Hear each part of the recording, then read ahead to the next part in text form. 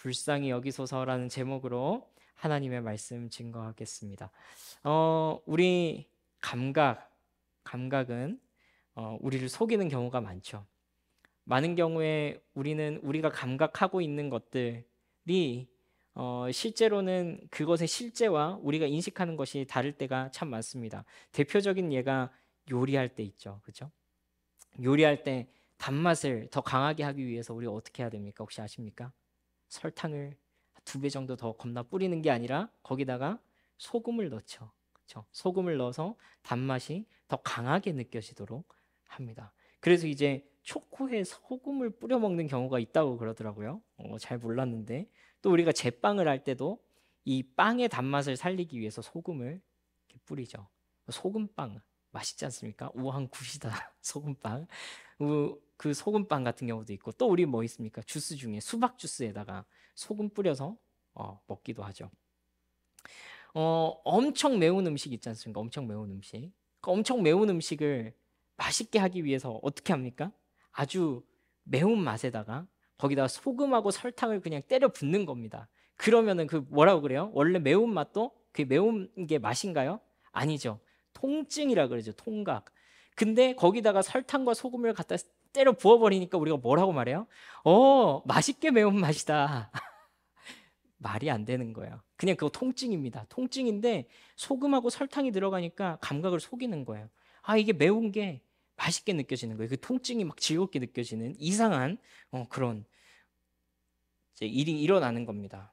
사실 우리가 일상생활을 살아가는 것도 마찬가지죠. 내가 나를 인지하는 것, 내가 어떤 사람인지 인지하는 것, 내가 하나님이 어떤 분인지 인지하는 것도 쉽지 않다는 거예요. 우리는 너무 많은 자극 속에서 살아가고 있습니다. 우리를 둘러싸고 있는 많은 상황들이 있고요. 또 우리가 처해 있는 많은 배경 지식들이 있습니다. 그리고 그런 것들 속에서 나를 해석하고 하나님을 재해석하기 시작하는 것입니다. 그러다 보니까 하나님을 있는 그대로 또 나 있는 그대로 인식하는 게 참 어렵죠. 근데 오늘 성경에 보니까요. 우리 오늘 말씀에 등장하는 바디메오는요. 이렇게 착각하는 사람들. 나는 하나님에 대해서 잘 알고 있어. 혹은 나는 나에 대해서 잘 인식하고 있어. 난 메타인지가 좋은 사람이야. 라고 착각하는 사람들에게 경종을 울리는 그런 말씀이다. 라고 할 수 있습니다. 우리는 때때로 믿음의 문제에 대해서도 내가 처한 상황이 어떤 상황인지, 내가 지금 하나님 앞에서 어떤 모습으로 서 있는지에 대해서 옳게 인식하지 못하는 경우가 많죠. 그래서 오늘 성경은요. 바디메오를 등장시키는 거예요. 바디메오는 시각장애인이었습니다. 그리고 거지였습니다. 누가 봐도 그 사회의 가장 변두리에 있는 사람이었습니다.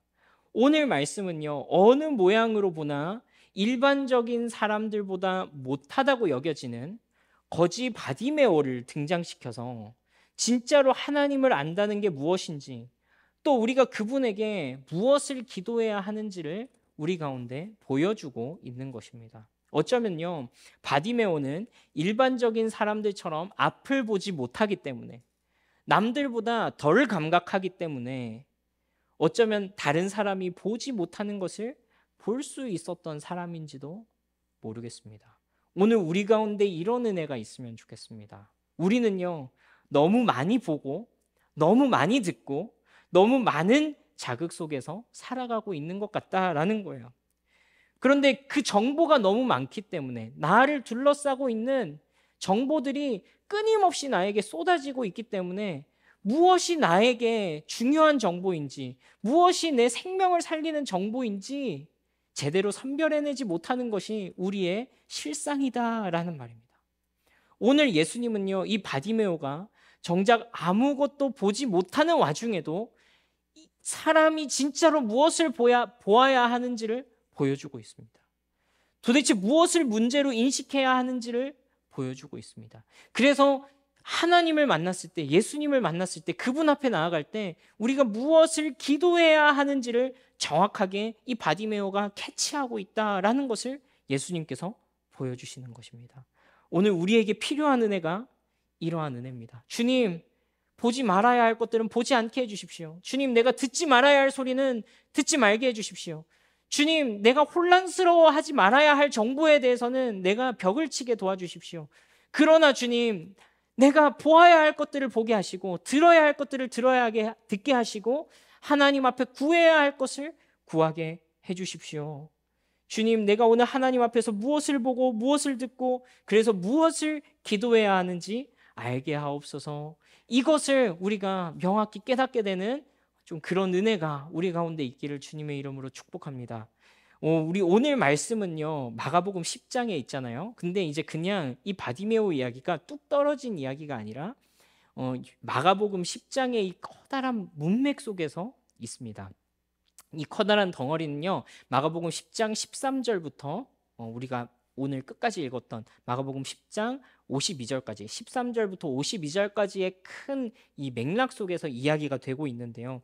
이 이야기에는 세 가지 이야기가 등장합니다. 첫 번째로는요, 어린아이와 부자 청년의 비유입니다. 어린아이와 부자 청년의 비유. 그리고 그 다음 이야기는 예수님과 제자들이 예수님이 십자가를 지시기 전에 마지막으로 어떤 그 예수님의 죽으심과 부활에 대해서 이야기하는 장면이 나옵니다. 그리고 이 10장이 끝나고 나서 11장이 딱 되면요, 어디로 넘어가게 되냐면 예수님께서 십자가를 지시기 위해서 나귀 새끼를 가져오라. 그러고 예루살렘 성으로 입성하시는 그 장면이 11장부터 등장하게 됩니다. 그래서요, 여러분, 이 부자 청년의 이야기, 그리고 예수님과 제자들이 이야기를 나누는 것, 그 다음에 이제 거지 바디메오의 이야기, 그 다음에 예수님께서 입성하신 이야기, 이 스토리가 쭉 이어지는 거예요.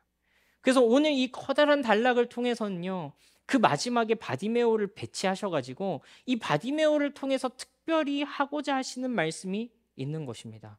여러분, 먼저 이 맥락 속에 있는 부자 청년의 이야기는 이런 이야기죠.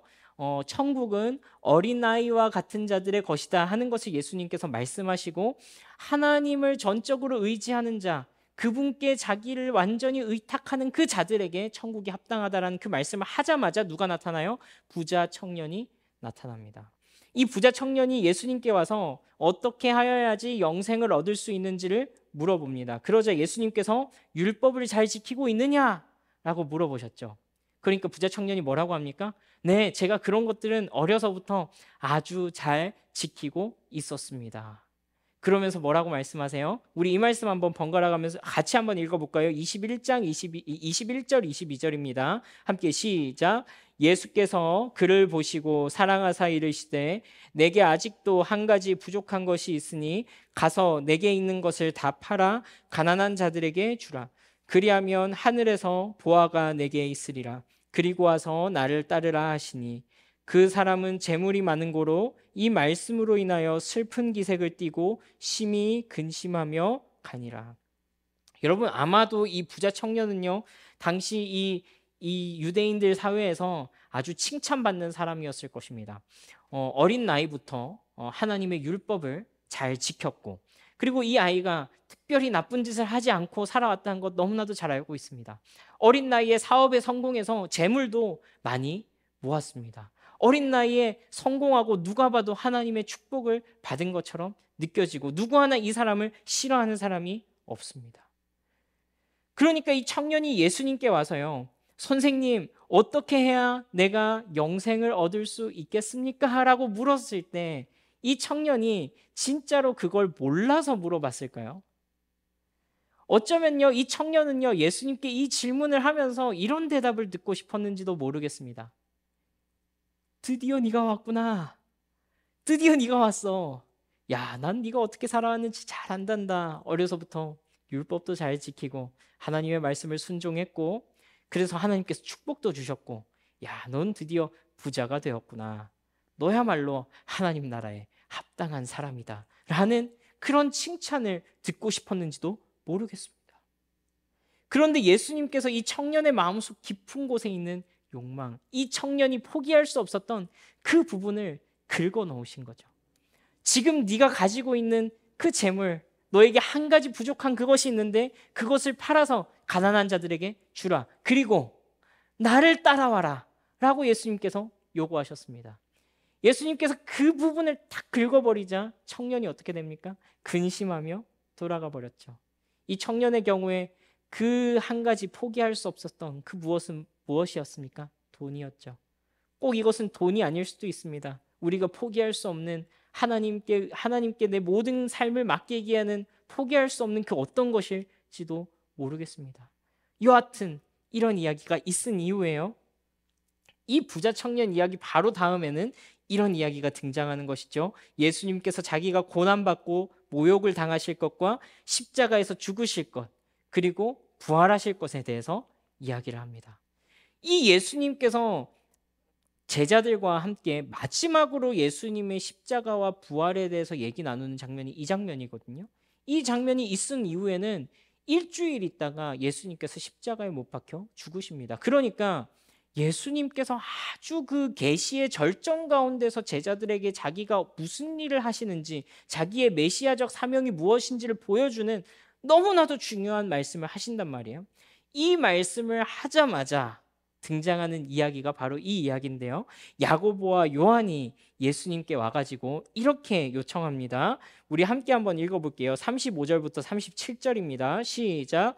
세베대의 아들 야고보와 요한이 주께 나와 여짜오되 선생님이여 무엇이든지 우리가 구하는 바를 우리에게 하여 주시기를 원하옵나이다. 이르시되 너희에게 무엇을 하여 주기를 원하느냐? 여짜오되 주의 영광 중에서 우리를 하나는 주의 우편에 하나는 좌편에 앉게 하여 주옵소서. 여러분, 지금 예수님께서 곧 십자가에 죽으러 들어가신다라고 하는데 이 야고보와 요한이 무엇을 얘기하냐면 주님, 그렇게 죽으시고 부활하시고 나서요, 예수님께서 영광 받으시고 나서 우리를 좀 이 높은 자리에다가 좀 앉혀주십시오 라고 이야기하고 있는 거예요.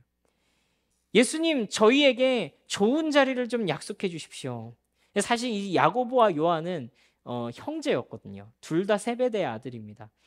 예수님, 우리 형제를 좀 높은 자리에 앉아주십시오. 미리 내가 이 자리를 좀 찜해놨습니다. 우리 얼마나 열심히 예수님 따라다녔는지 아시죠? 여러분, 그런데요, 이 생각을 가진 것은요, 야고보와 요한뿐만이 아니었습니다. 이 제자들이 더 가관인 것은 바로 이 다음 말씀입니다. 10장 41절 말씀 함께 읽어볼까요? 10명의 제자들의 반응입니다. 시작. 10 제자가 듣고 야고보와 요한에 대하여 화를 내거늘. 여러분, 이렇게 얘기하는 거예요. 너네만 제자냐? 나도 예수님 따라다녔다. 너네만 높은 자리 앉냐? 야, 네가 예수님 오른편, 네가 예수님 왼편에 앉으면 우리는 도대체 어디 앉으란 말이냐? 우린 그 아래 앉으란 말이냐? 이 싸움을 하기 시작한 거예요.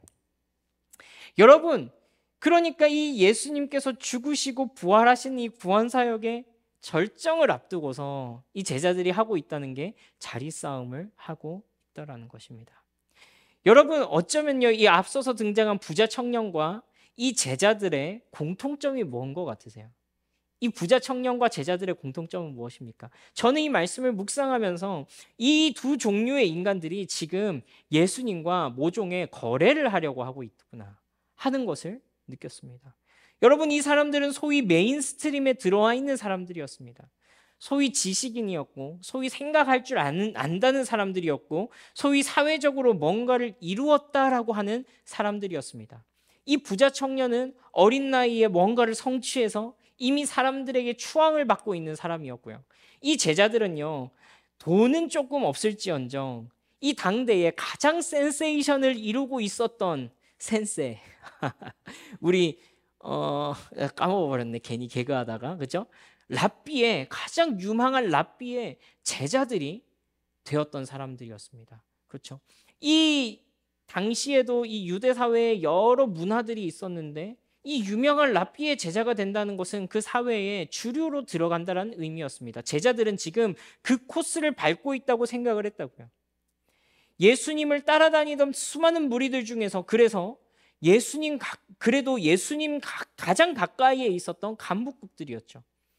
여러분, 어쩌면 지금 이 사람들이요, 뭔가 사회적으로 혹은 경험적으로 내가 이루었다라고 하는 그것 때문에 지금 자기가 무슨 상황에 처해 있는지, 지금 자기가 어떤 무엇을 구해야 되는지, 내가 지금 어떤 감각을 가져야 하는지가 지금 흐려진 것입니다. 혼돈하고 있는 것입니다.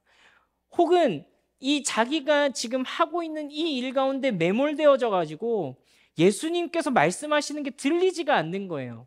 이 제자들의 모습을 한번 보십시오. 이 12제자들은 예수님을 쫓아다니는 이유가 성공하기 위해서였던 것 같습니다. 뭔가 거룩한 이유도 일부 있었겠지만 그 한편에 감출 수 없었던 그 욕망은 내가 예수 믿어서 성공해야지라는 그 욕망을 감출 수가 없었던 거예요. 그래서 예수님께서 인자가 고난을 받고 수치와 모욕을 당하고 침뱉음을 당하고 죽을 것이다 라고 말씀하시는데 그 이야기는 들리지 않고 성공 그 이야기만 눈앞에 있는 것입니다. 여러분, 이 두 사건 모두에서 어떤 패턴이 그래서 반복되고 있는 것을 볼 수가 있죠. 예수님은 분명히 천국은 어린아이와 같은 자들의 것이다. 어린아이와 같이 오직 하나님 아버지 그 부모의 보호와 도우심에 의존하는 그 사람에게 천국이 주어진다 라는 말씀을 하셨는데 바로 다음에 부자 청년이 자기를 드러내면서 예수님 앞에 그렇게 얘기를 하고요. 또 야고보와 요한이 예수님께 한 자리 달라라고 하기 직전에도 예수님께서 자기의 죽으심과 부활을 이야기하셨는데 그 이야기가 들리지 않고 바로 엉뚱한 소리를 하고 있는 것입니다. 여러분, 어쩌면요 우리는 이런 경험을 진짜로 하지 않습니까? 너무 많은 것을 알고 있을 때, 우리가 너무 똑똑할 때 정작 내가 진짜 보고 듣고 느껴야 할 것들을 놓쳐버리는 경우가 있는 것입니다. 진짜 그렇습니다. 여러분, 저는요 우리 아이들하고 이야기하면서 그런 것을 느낄 때가 종종 있어요. 내가 어른이기 때문에, 내가 더 경험이 많기 때문에, 내가 더 배웠기 때문에 오히려 어떤 사건이나 문제의 핵심을 비껴가는 경우가 있더라는 거예요. 아이들이 어느 날 갑자기 어떤 한마디를 탁 했는데 우와 진짜? 하고 제 정신을 번쩍 들게 할 그런 때가 있다는 거예요. 아이들은 편견 없이 어떤 문제의 본질을 이렇게 딱 드러내가지고 이야기할 때가 있는 거죠.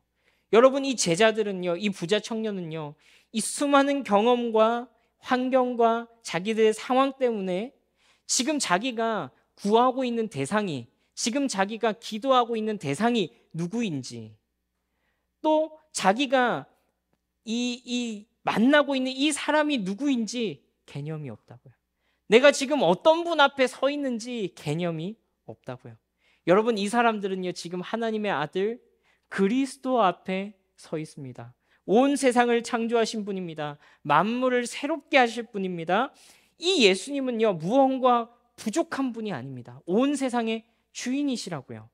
그러니까 여러분, 이 하나님 앞에 선다는 것, 예수님 앞에 선다는 것은 무엇입니까? 하나님 앞에서 내가 얼마나 종교적인 사람인지 내세울 것이 있냐 하는 말입니다. 내가 얼마나 똑똑한 사람인지 내세울 것이 있냐 하는 말입니다. 여러분, 그분께서 우리의 지혜에 감동하시겠습니까? 그분께서 우리의 노력에 감동하시겠습니까? 그렇지 않습니다. 여러분, 생각하지 말라는 것이 아닙니다. 고민하지 말라는 것이 아닙니다. 무조건 믿어라 하는 말이 아닙니다. 우린 지금 무엇에 관해서 이야기하고 있죠? 기도에 관해서 이야기하고 있습니다. 기도가 무엇인가 하는 이야기를 하고 있습니다. 우리의 기도의 대상인 하나님과 그분 앞에 서 있는 나라는 존재, 이 관계 설정을 우리가 어떻게 하고 있냐 하는 말입니다. 여러분, 때로는요 우리가 정신을 못 차릴 때가 있죠. 내가 누구에게 지금 기도하고 있는지, 또 그분 앞에 서 있는 나는 어떤 존재인지, 내가 그 관계 속에서 하나님 앞에 무엇을 구해야 할지를 고민해야 되는데 내가 마치 하나님과 어떤 거래를 할 수 있는 양 이렇게 기도할 때가 있다는 말입니다. 주님, 내가 이렇게 했으니까 이렇게 해주십시오. 주님, 내가 이렇게 했으니까 주님 나에게 한 자리 정도는 주셔야 됩니다 라고 생각할 때가 있더라 하는 말입니다. 여러분, 바로 이 장면에서 성경은 바디메오라는 이 거지이면서 동시에 시각장애인이었던 이 한 사람을 등장시키는 겁니다. 누가 봐도 가진 것이 없고, 누가 봐도 아는 것이 없고, 누가 봐도 제대로 감각할 것 같지 못하는 이 사람을 등장시키셔서 우리에게 말씀하시죠. 오늘 말씀은요 바로 이 바디메오를 통해서 우리를 부끄럽게 하시는 것입니다. 우리 46절부터 48절까지 번갈아 가면서 읽고 48절 함께 읽습니다. 제가 먼저 읽습니다. 그들이 여리고에 이르렀더니 예수께서 제자들과 허다한 무리와 함께 여리고에서 나가실 때에 디메오의 아들인 맹인 거지 바디메오가 길가에 앉았다가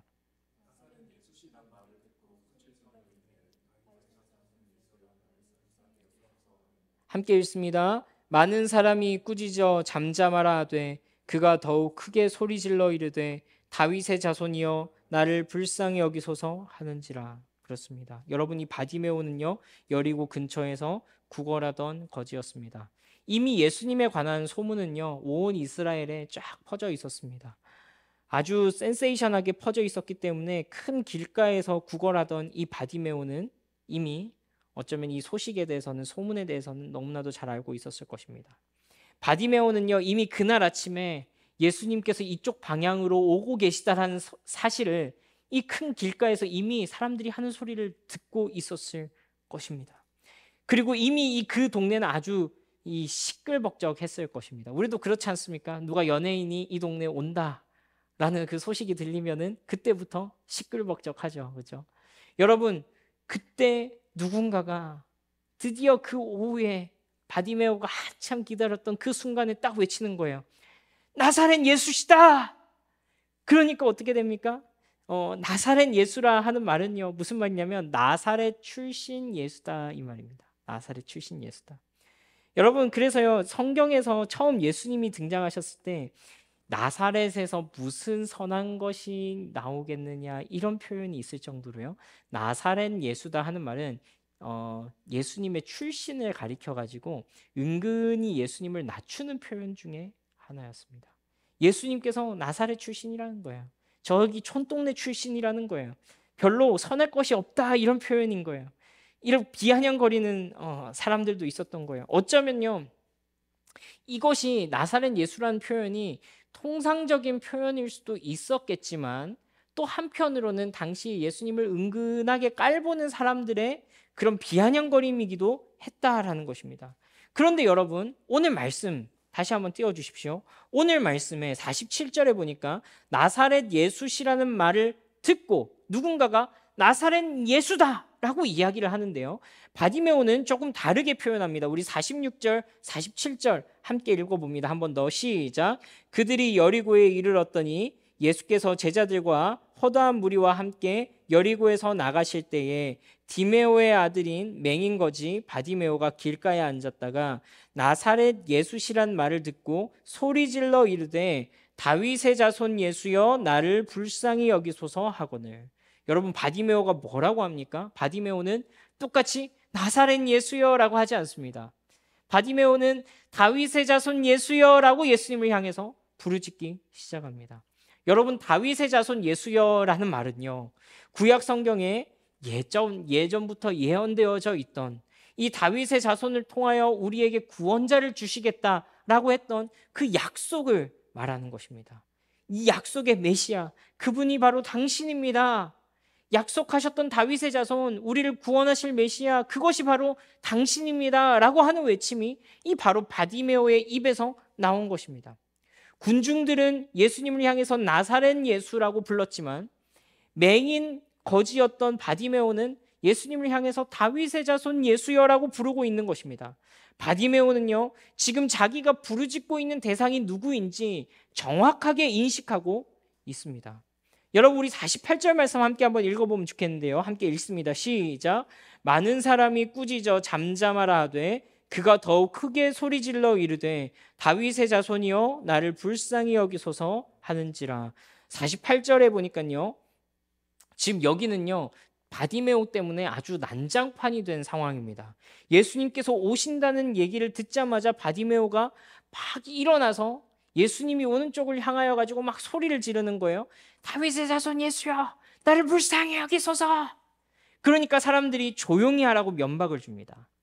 여기서 사람들이 잠잠하라 하되라는 이 동사는요 미완료 시제로 기록되어 있습니다. 헬라어에서 미완료 시제는 계속되는 진행을 이야기합니다. 계속되는 반복을 이야기합니다. 사람들이 그냥 조용히 하라고 한 게 아니라 야 조용히 해라, 조용히 해, 시끄럽다고, 가만히 좀 있으라고, 예수님 오시는데 네 같은 게 뭐 한다고, 가만히 좀 있으라고 면박을 끊임없이 줬다는 것을 얘기합니다. 그런데 동시에 바디메오가 어떻게 하냐면 그가 더욱 크게 소리질러 이르되 이렇게 합니다. 여러분, 이것도 또한 미완료 시제로 기록되어 있습니다. 무슨 말이냐면 그 바디메오를 누르면 누를수록, 바디메오에게 면박을 주면 줄수록 바디메오가 멈추지 않고 나사렛 예수, 다윗의 자손 예수여 나를 불쌍히 여기소서. 다윗의 자손 예수여 나를 불쌍히 여기소서. 계속해서 예수님을 향하여서 부르짖고 있는 것입니다. 예수님 나를 좀 봐주십시오. 예수님 나를 좀 불쌍히 여겨주십시오. 앞이 보이지 않으니까 사람들이 소리 지르는 바디메오의 뒤통수를 쳤을 수도 있습니다. 조용히 하라고 면박을 줬을 수도 있습니다. 누군가는 와서 입을 틀어 막았을 수도 있습니다. 막 그렇게 그 주변이 바디메오란 이 한 사람 때문에 아주 시끌벅적해진 것입니다. 여러분, 이 순간에 얼마나 이 바디메오가 공포스러웠겠습니까? 그 짧은 시간 동안에 어마어마한 자극이 바디메오에게 막 들이닥쳤을 것입니다. 예수님이 당시에 수많은 군중들을 이끌고 다니셨거든요. 여러분, 이 상황을 한번 생각해 보십시오.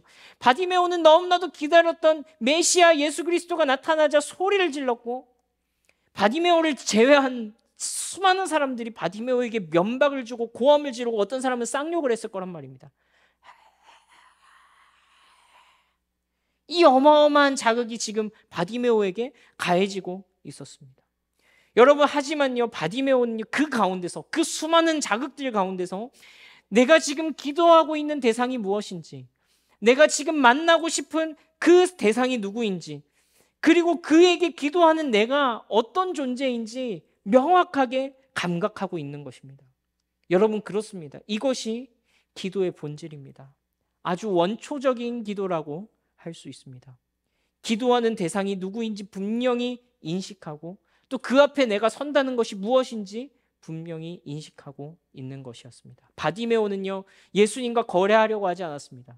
바디메오는요, 자기 내 눈앞에 있는 분이 나와 거래를 할 수 있는 분이 아니라는 것을 알았습니다. 아니, 더 정확하게는 자기에게 거래할 만한 그 무엇이 아무것도 없다는 것을 알고 있었습니다. 바디메오는 장애가 있었기 때문에, 바디메오는 거지였기 때문에, 가진 것이 없고 능력도 없고 아무것도 없었기 때문에 오히려 내가 누구 앞에 섰는지, 또 그분 앞에서 나는 어떤 존재인지를 명확히 깨닫고 있었던 것입니다. 바디메오는 예수님에게 협상하려 들지 않고 이렇게 말했습니다. 예수님, 당신 구원자이시죠? 예수님, 당신이야말로 막 약속하셨던 메시아이시죠? 주님, 나는 당신이 필요합니다. 주님, 나는 지금 너무도 당신이 필요합니다. 나에겐 당신과 협상할 카드가 없습니다. 그러니 주님, 나에게 은혜를 베풀어 주십시오. 주님, 나를 불쌍히 여겨 주십시오. 이것이 바디메오가 할 수 있었던 유일한 기도였던 것입니다. 마치 어린아이가 부모를 찾듯이, 예수님, 나는 당신이 너무나도 필요합니다. 주님, 나를 도와주십시오 라고 외쳤던 것입니다. 그리고 예수님께서는 이 바로 바디메오의 부르짖는 소리를 들으시고 바디메오를 부르십니다. 우리 49절, 50절 말씀 함께 읽어보겠습니다. 시작. 예수께서 머물러 서서 그를 부르라 하시니 그들이 그 맹인을 부르며 이르되 안심하고 일어나라. 그가 너를 부르신다 하매 맹인이 겉옷을 내버리고 뛰어 일어나 예수께 나아오거늘. 여러분, 바디메오의 반응을 보십시오. 예수님이 부르시니까요, 자기의 겉옷을 버려두고 뛰어나갑니다. 여러분, 당시에 가난한 사람의 겉옷은요, 이 가난한 사람의 모든 것이었습니다.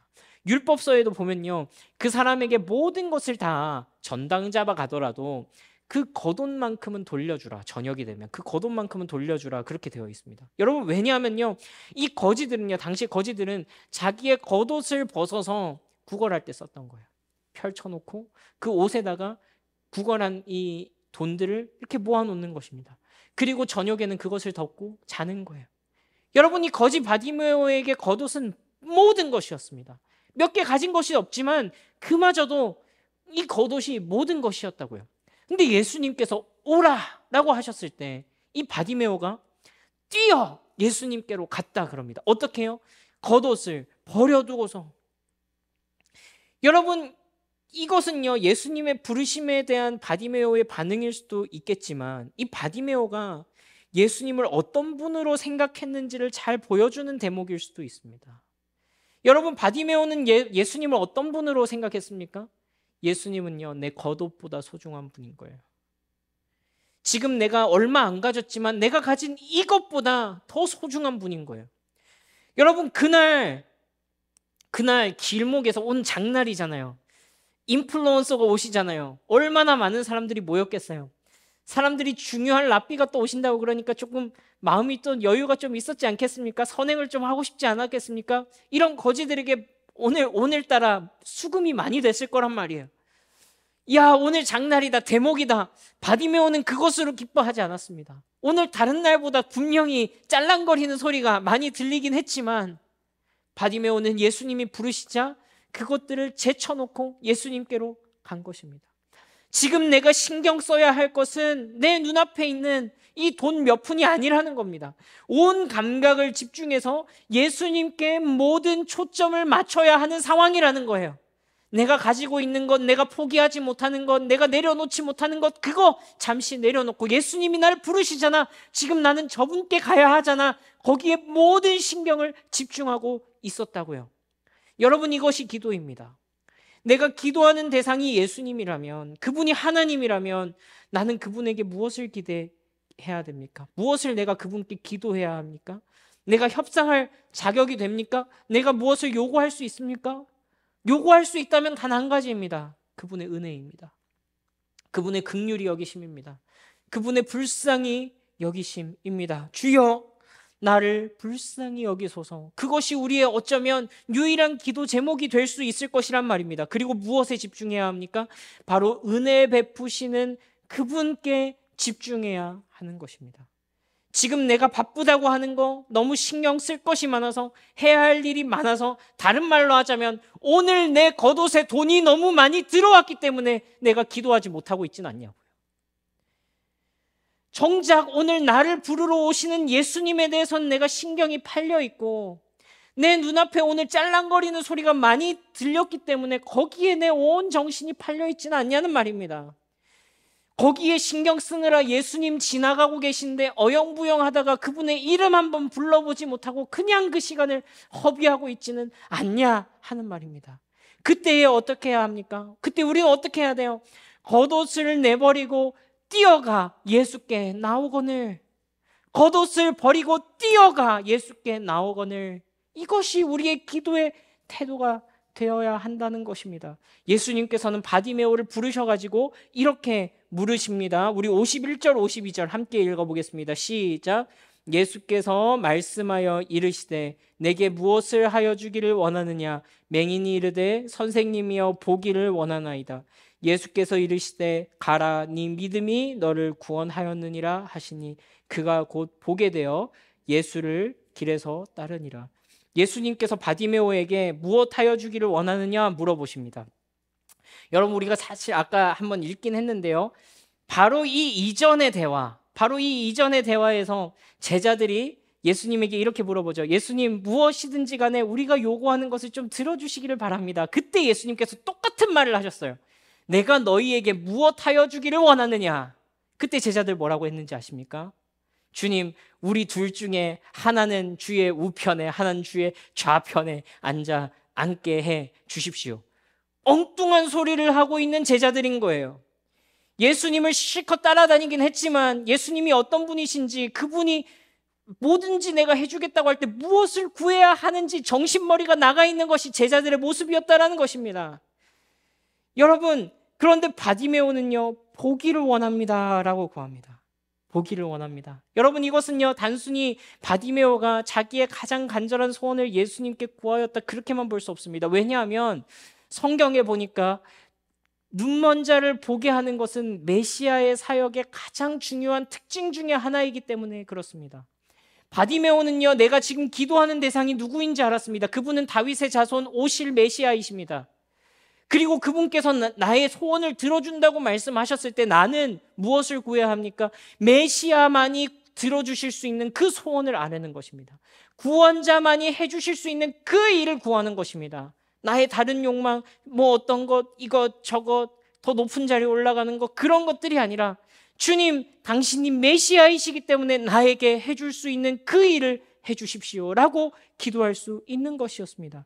그래서 바디메오는 예수님을 향해서 다윗의 자손 예수여라고 외쳤던 것처럼 그 동일한 믿음으로 주여, 내가 보기를 원합니다 라고 고백했던 것입니다. 그래서 예수님께서 바디메오에게 이렇게 말씀하시죠. 오케이, 내가 네 소원 들어줄게. 이제 볼지어다라고 하지 않고 바디메오에게 네가 구원받았다. 네 믿음이 너를 구원하였느니라 라고 이야기를 한 거예요. 바디메오가 예수님이 어떤 분인지 정확하게 간파하고 구해야 할 것을 구했다라는 것을 확인시켜 주신 것입니다. 바디메오는요, 보게 되었고요. 이제 더 이상 구걸하는 삶을 살지 않고 뒤돌아서서 예수님을 따라가게 되었다. 오늘 말씀은 그렇게 52절에서 마무리를 하고 있습니다.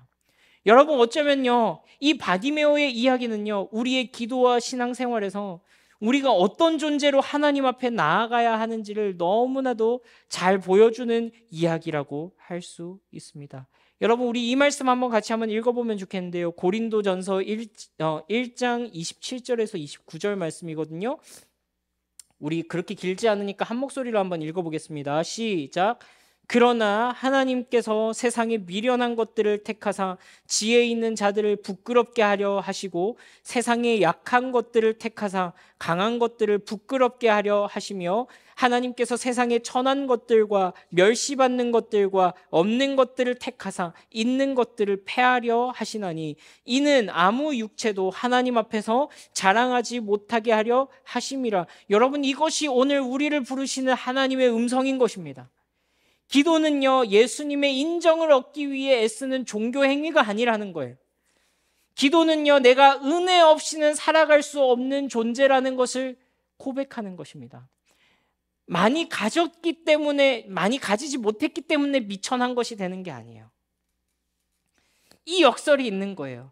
많이 가졌어도 주님 앞에 미천한 자로 설 수 있어요. 많이 배웠어도 모자란 자로 주님 앞에 설 수 있어요. 많이 누렸어도, 내가 풍성한 삶을 살고 있어도 주님 앞에서는 한없이 연약한 존재로 설 수 있다고요. 이거는 겉으로 많이 가졌냐 적게 가졌냐, 내가 부자냐 가난하냐, 내가 배웠냐 못 배웠냐의 문제가 아닌 거예요. 그분 앞에서 내 존재를 무엇이라고 인식하고 있느냐, 그분 앞에서 내가 나를 누구로 인식하고 있느냐, 그리고 내가 그분을 어떤 분으로 모시고 있느냐 하는 것의 문제인 것입니다. 예수님은요, 그분의 은혜를 구하는 자를 주목하십니다. 여러분들의 자격과 행위와 여러분들의 조건에 대해서 관심이 없으세요. 오히려 주여 나를 불쌍히 여기소서라고 부르짖는 자를 찾아내셔서 위로하시고 새롭게 하는 것입니다. 여러분, 저는 우리의 기도가 예수님을 주목하게 하는 기도가 되기를 바랍니다. 어떻게 해요? 막 시끄럽게 기도해서 방언 기도를 유창하게 잘해가지고 무슨 아주 막 하늘에 올라갔다 내려갔다 신령한 기도기 때문에, 아니요, 그런 기도기 때문에 예수님께서 우리의 기도를 주목하시는 게 아니라, 주님, 난 주님 없으면 안 됩니다. 하나님, 난 당신의 은혜가 필요합니다. 주님, 난 당신의 긍휼이 필요합니다. 주님, 나를 불쌍히 여겨주십시오. 주님, 나를 긍휼히 여겨주십시오. 주님, 당신의 은혜로 나를 덮어주십시오 하는 그 기도가 예수님을 주목하게 하는 기도란 말입니다. 여러분, 바디메오 주변에는요, 이 바디메오를 혼란스럽게 하는 자들로 가득 있었습니다. 바디메오가 부르짖을 때 뒤통수를 때리고 입을 틀어막고 면박을 주고 쌍욕을 하는 사람들로 가득 차 있었다고요. 그리고 그 앞에는 잔돈이 짤랑거리는 소리가 계속 들렸을 것입니다. 여러분, 이것은 우리의 마음속에 있는 많은 이 갈등, 많은 자극들, 그런 생각들일 수도 있지 않을까요? 그런 생각을 해보게 됩니다. 야, 그렇게 하면 안 돼. 그거 기독교적이지 않아. 너무 품이 없어. 좀 생각을 하고 기도해. 좀 품위를 가지고. 지금 기도할 때냐? 지금 기도할 때야? 지금 기도할 때가 아니야. 국어를 많이, 야, 네 오늘 먹고 살아야지. 기도하면 밥이 나오냐, 떡이 나오냐, 뭐가 나오냐? 오늘 너 수급 많이 됐잖아. 그거 갖고 가야지. 오늘 하루 먹고 살기도 빠듯한데 정신 좀 차려. 5만 가지 자극이 내 내면 외적으로 내적으로 막 왔다 갔다 했을 것입니다. 여러분, 어쩌면 이 바디메오가 경험했던 이 자극들은요, 예수님을 향해 부르짖을까 말까, 그분께 내 삶을 드릴까 말까, 그분의 제자로 살아갈까 말까를 고민하고 있는, 그분께 어떻게 기도할까를 고민하고 있는 우리에게 주어지는 그 수많은 자극들, 내적인 외적인 자극들과 같을 것입니다. 그러나 여러분, 바디메오는 앞이 보이지 않았습니다. 그러나 바디메오는요, 그 모든 자극들 중에서 앞이 보이지 않는 와중에서도 예수님을 누구보다도 명확하게 볼 수 있는 사람이었습니다. 그 존재적인 발가벗김 그 속에서 아주 원초적인 모습으로 무엇을 기도해야 할지 본능적으로 알고 있었던 것입니다. 눈이 앞이 잘 보였던, 능력이 많았던, 가진 것이 바디메오보다 극적으로 정반대편에 서 있었던 이 부자 청년은 예수님이 누구인지 정확하게 볼 수 없었습니다. 자기가 가지고 있는 것 때문에, 자기가 알고 있는 것 때문에, 자기가 이미 가지고 있는 어떤 그런 것들 때문에 그걸 깨지 못하고, 내 눈앞에 지금 나와 얘기를 하고 있는 그 예수님께서, 나의 기도의 대상께서 어떤 분인지 인지하지 못하고 있었습니다. 제자들 어땠습니까? 예수님과 3년을 함께 살아왔지만 예수님께서 어떤 분이신지 명확히 알지 못했습니다. 내가 지금 함께하고 있는 이분이 누구인지, 나의 이 모든 것을 들어주겠다고 하시는 이 예수님께서 어떤 분이신지, 내가 이분에게 무엇을 진짜 구해야 하는지 몰랐습니다. 그런데 여러분, 오늘 바디메오는요, 이 아주 원초적인 모습으로 무엇을 내가 기도해야 할지 본능적으로 알고 있었던 거예요. 앞이 보이지 않기 때문에, 다른 사람들보다 볼 수 있는 것이 적기 때문에 진짜로 내가 무엇을 보아야 하는지 알았던 것입니다. 남들보다 가진 것이 적기 때문에 내가 진짜 무엇을 소유해야 하는지 알고 있었던 것입니다. 이 바디메오는 오직 은혜만을 붙들고 예수님께 나아갔습니다. 여러분, 오늘 우리에게 단 하나의 기도 제목이 있다면 바로 바디메오의 기도 제목입니다. 주여, 나를 불쌍히 여겨주십시오. 주여, 나를 도와주십시오. 주님, 나에게 은혜를 베풀어 주십시오 라고 하고 나아가야 하는 것입니다. 여러분, 우리가 기도가 막힐 때가 있죠. 기도가 잘 안 풀릴 때가 있습니다. 기도하는데 하나님과의 깊은 교제가 열리지 않고 뭔가가 막혀있는 것처럼 느껴질 때가 있습니다. 여러분, 이 바디메오의 기도는요, 진짜 어떻게 보면 좀 열쇠와 같은 기도입니다. 하나님 앞에 기도하려고 하지만 온전한 마음으로 내가 엎드리지조차 못하는구나, 그 연약한 나의 모습을 인식하고, 주님, 나를 불쌍히 여기십시오. 주님, 은혜를 베풀어 주십시오. 불쌍히 여겨주십시오. 그 기도만 30분, 1시간, 2시간 할 때도 있는 것입니다. 그때 하나님께서 주시는 특별한 은혜가 있습니다. 내가 특별한 기도 제목을 가지고 기도했기 때문이 아니라 하나님의 은혜가, 하나님의 긍휼하심이 그것으로 충분하구나 하는 그 만족감을 우리에게 주실 때가 있다라는 것입니다. 여러분, 하나님은 언제 우리에게 은혜를 주십니까? 주여, 내가 율법의 모든 계명을 지켰습니다 하고 하나님 앞에 떳떳하게 나갈 때 주님께서 우리에게 은혜를 주십니까? 예수님, 그동안 나 열심히 했으니까 높은 자리 하나 주시죠 할 때입니까? 아닙니다. 내 고집과 내 자존심이 무너지는 바로 그때에 은혜가 일하기 시작하는 것입니다. 여러분, 우리 이번 한 주간 동안에 이 기도 제목으로 하나님 앞에 한번 좀 엎드려 보면 어떨까 싶습니다. 여러분들의 기도의 자리에서 한번 기도하실 때 우리 이 바디메오의 기도를 나의 기도 삼아가지고 함께 좀 기도해 보면 어떨까 싶어요. 주님, 나를 불쌍히 여겨 주십시오. 주님, 나의 판단을 정지합니다. 주님, 나의 생각을 정지합니다. 기도할 때만큼은 주님, 내가 그리스도께 나아왔다는 사실을 기억하게 하여 주옵소서. 주님, 내가 천지의 창조주 앞에 지금 나아왔음을 기억하게 하여 주시옵소서. 내가 당신 앞에서 거래할 것이 없고 구할 것은 오직 은혜밖에 없음을 주님 기억하게 하여 주옵소서. 주여, 나를 불쌍히 여기소서. 다윗의 자손 예수여, 나를 불쌍히 여기소서. 그 기도 제목이 우리의 기도 제목이 되면 좋겠습니다. 그래서 여러분, 이 하나님의 돌아보시는 은혜가 우리 가운데 흐르기를 원합니다.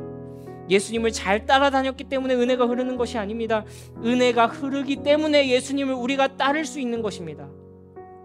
바디메오가 그 전에 예수님을 막 잘 쫓아다녔습니까? 이 바디메오가 예수님의 그 제자가 되었기 때문에 그분께서 바디메오의 눈을 뜨게 해주셨습니까? 아닙니다. 예수님께서 바디메오의 눈을 뜨게 해주셨기 때문에, 은혜가 먼저 역사했기 때문에 바디메오가 그제서야 모든 것을 버려두고 예수를 따르니라로 52절의 말씀이 끝이 나는 것입니다. 여러분, 마가가요, 이 바디메오의 이름을 기록한 이유가 있습니다. 여러분, 어떤 신학자는요, 유력하게 이것을 이야기하는데요, 성경에서 바디메오라는 이름을 굳이 기록한 이유는, 이 바디메오의 이야기는요, 마태, 마가, 누가복음에 다 나오거든요. 근데 마가복음에만 이름이 나옵니다. 왜 이름을 기록했냐 이거예요. 이 사람은 마가 공동체에서 꽤 유명한 사람이었을 것이다. 마가복음을 듣는 사람에게서 유명한 이 예수님의 제자였을 것이다, 이렇게 추측합니다. 여러분, 이 거지 바디메오가, 맹인 바디메오가 예수님을 따라가서 그 공동체 가운데 유명한 그리스도인으로 갈 수 있었던 이유가 무엇입니까? 그것이 무엇으로부터 시작되었습니까? 그분이 나를 찾아오셔서 은혜를 베푸셨을 때, 긍휼을 베푸셨을 때인 것입니다. 여러분, 그렇습니다. 때로는 그렇지 않습니까? 기도하려고 엎드렸는데 무엇을 기도해야 할지 모르겠습니다. 어떻게 기도를 시작해야 할지 모르겠습니다. 그러나 여러분, 은혜를 구하는 기도부터 시작해 보십시오. 그러면 그 은혜가 우리로 하여금 기도하게 하는 것을 여러분 경험하게 될 것입니다. 여러분들이 이 기도의 새로운 지평 가운데로 나아가는 은혜가 있기를 바랍니다. 여러분, 우리가 이것을 경험해야 하는 것입니다. 예수님은 그분께 은혜를 구하는 자에게 은혜를 주실 것입니다. 그 은혜가 우리를 예수님의 제자로 살아가게 하는 것입니다. 우리 함께 온전케 되리 함께 찬양하고 기도하면 좋겠는데요. 우리 그 전에 우리 기도 제목을 여러분과 먼저 함께 나눕니다. 여러분, 우리 이 한 가지 기도 제목을 가지고 주님 앞에 나아갑시다. 주님, 내가 무엇을 알고 있었든, 주님, 내가 무엇을 경험했든, 주님, 내가 무엇을 가지고 있든지 간에 그것이 내가 하나님을 감각하는 것을 방해하지 못하게 해주십시오.